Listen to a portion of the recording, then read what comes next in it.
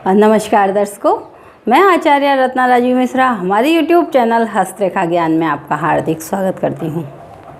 हम चर्चा कर रहे हैं जीवन रेखा और करियर की। हमने कल आपको बताया जीवन रेखा से ऐसी कौन सी रेखाएं निकलती हैं या ऐसे कौन से हाथ में साइन होते हैं जो आपको मेडिकल क्षेत्र में सफलता देते हैं। आज हम बताएंगे आपको कला के क्षेत्र में अगर कोई व्यक्ति सफल हो रहा है तो उसके हाथ में कौन से लक्षण हैं, या फिर आपका बच्चा अगर डिजाइनिंग, पेंटिंग, कला से संबंधित जुड़ा हुआ है तो आप थोड़ा सा कौन सा उपाय करें कि उसको आगे बढ़ने में सफलता मिले। तो हाथ में हमारे को बाय बर्थ ये चीज़ें जो होती हैं कला वाली, वो जन्मजात होती हैं। आपका हाथ जन्मजात प्रवृत्ति लेके आता है कि आपकी अभिरुचि किस क्षेत्र में होगी।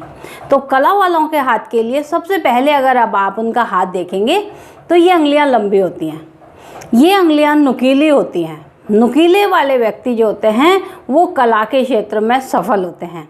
लेकिन ये बात ज़रूरी नहीं है कि जिनकी अंगुलियां नुकीली नहीं हो, वर्गाकार हो, वो सफल ना हो। वो भी सफल होते हैं, लेकिन वो अपनी मेहनत से होते हैं। जिनको धुन चढ़ी और गाना गा दिया, धुन चढ़ी एक ही जो आप देखते हैं जैसे कि अचानक से सफलता मिल जाती है, उन लोगों की अंगुलियां लंबी होती हैं। अब यहाँ पर अंगुलियां लंबी हैं, आपको दिखाई देगा कि हथेली के अकॉर्डिंग वो अंगुलियां लंबी होती हैं, नुकीली होती हैं। नुकीली का मतलब है इस पर्व का मोटा होना, गुदगुदा होना और आगे आकर के वो अंगुलियां पतली हो जाती हैं। हाथ में हम दिखा देंगे कला के क्षेत्र में जो व्यक्ति सफल हैं उनके हाथों की अंगुलियां कैसी होती हैं। दूसरी चीज़, अब माइंड लाइन आपकी थोड़ा थोड़ा झुकते चंद्रमा के क्षेत्र में जानी जरूरी है। क्यों कि जब आप कल्पना करेंगे, उस कल्पना से जब आप आगे बढ़ेंगे तो वो कला के क्षेत्र में सफल होगी। आपने एक लेखक को देखा है, वो अपनी कल्पनाओं में रंग भरता है और उसको अपनी कल्पनाओं से ही एक अलग सा रूप देता है। वह मस्तिष्क रेखा उसको चंद्रमा की ओर जानी जरूरी है। अब इस स्थिति में क्या होता है, मान लीजिए किसी की वर्गाकार अंगुली है, मस्तिष्क रेखा चंद्रमा की ओर नहीं जाएगी तो ही अच्छा रहेगा। क्यों कि वर्गाकार अंगुलियों में मस्तिष्क रेखा सीधी होनी चाहिए। अगर वो नीचे को जा रही है तो व्यक्ति थोड़ी सी चीज़ में नर्वस होने की प्रवृत्ति रखता है। तो यहाँ पर क्या होगा कि वर्गाकार अंगुलियां हैं, लेकिन व्यक्ति की रुचि जो बन रही है वो कला के क्षेत्र में जाने की है। इसका मतलब वो अपने रियाज से, अपनी मेहनत से जाएगा। उस स्थिति में ये जो अपनी जीवन रेखा है वहाँ की एक शाखा निकल करके चंद्रमा के क्षेत्र में चली जाएगी। भाग्य रेखा चंद्रमा से उठ रही होगी और वो सीधी उस लाइन से मिलती है मस्तिष्क रेखा से। इसका कारण क्या है, चंद्रमा से भाग्य रेखा जब उठती है बाहर से तो आपको जनता का सपोर्ट मिलता है, और जनता का सपोर्ट अगर आपको मिलता है तो आपकी मेहनत को चार चांद लगा देता है।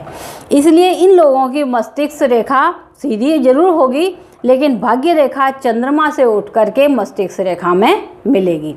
अलग अलग योग होते हैं जो बहुत ज़्यादा सफल होते हैं, उनके हाथ जो हैं, इन लोगों के जो कला से क्षेत्र में जुड़े हुए हैं उनके हाथ नरम होंगे। आपको हाथ का स्पर्श एकदम गुदगुदा सा एहसास होगा। इन लोगों के हाथ नरम होते हैं। नाखून अगर हम देखें तो नाखून एकदम लंबे बादाम टाइप सुंदर से होंगे, लंबे लंबे। इन लोगों को गुस्सा जनरली कम आता है, लेकिन डिप्रेशन इन लोगों को बहुत जल्दी हो जाता है।